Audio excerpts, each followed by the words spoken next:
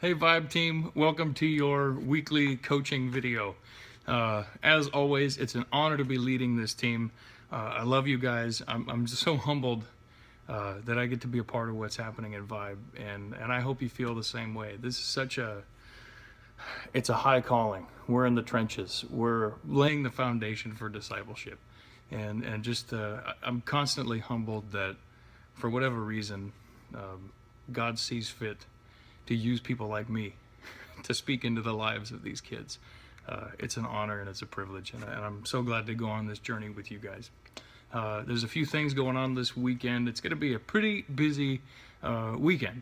So the first thing on the list is that this week we're going to be extending the auditions for the Christmas musical. Last week the communication was really short. Some people didn't, catch the email. They felt rushed. So even though the practice is starting, we're also going to have auditions for the stragglers who maybe didn't get a chance to do it on Sunday. And that'll be happening again during second service and into third service until about 1 o'clock or whenever things are over. So for the future though, going out, the rehearsals are also going to be during that time. Which means a lot of our second service kids are going to be out going to rehearsals. And what we're strongly suggesting, borderline requiring, is that people in the musical still go to a service. So the second service kids go to first service or third service or somewhere in there, because what we don't want is to have this battle between participating in the musical and getting discipled. We want discipleship to win. But if there's a way that we could do both, we want to make that happen. So anyway, that's going to be happening this Sunday, and then rehearsals go all the way through to Christmas. The next big thing, this Sunday is costume day. I want leaders to wear costumes. The kids love it when their leaders participate in these crazy things. We're not celebrating Halloween, but we're wearing costumes and we're going to have fun, and that's, there's nothing wrong with that. Sunday is our big pumpkin carving, costume wearing, pizza party here at the church office. It's where I'm at right now. And that's going to be from 5 to 8. And I'm asking any leaders who can, if you could show up at 4 or maybe leave a little earlier, just to help set up. We're going to put cobwebs around. We're going to have some fun games that we're going to set up. It's going to be a cool party. And then, of course, afterward, there's going to be some cleanup. The party ends at 8. So maybe some cleanup until 9 or so. That would be awesome if you could do that.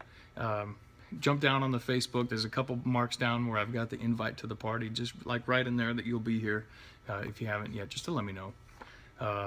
Okay, and then the next thing that's coming next week, not this coming Sunday, but the one after that, we're going to be rearranging the schedule a little bit. I'm going to give you all this Sunday and in the emails to come. I'm going to give you all kind of a printout that shows you kind of just what we're doing with the flow of the day. Basically, I'm introducing some large group games in the beginning of the club, and then just kind of rearranging the way we do our small groups, the curtain time, and all that, just so I think that they would flow better. I've been talking to a lot of people about some of their ideas and been putting some things together, and so that's what we're going to do. As always, I want everybody's input. I want to know your opinion, your thoughts, criticism. If you think I'm an idiot, tell me. If you think what we're doing is great, tell me. If you would do something different, let me know. We'll talk about it. So this Sunday, it's going to be a cool lesson. We're talking about when Jesus was a young boy. He was 12 years old, and his parents took him to Jerusalem. They went to the temple. They left the temple, and they forgot him there for 3 days. They go back and they find Jesus sitting there. He's talking to the people in the temple, and he's asking them questions, and he's listening to what they're saying. And she says, "Jesus, where were you? Why didn't you come with us?" And he says, "Mom, don't you know I have to be in my Father's house?" And that there's so much rich truth here. And we're going to try to boil this down to a couple of principles. And I want to make sure that we get here in our small group times. And you'll notice this week that I've included a lot of this in the leader study that you've got, and I kind of reworked the small group questions that'll kind of help lead you to this path with your kids.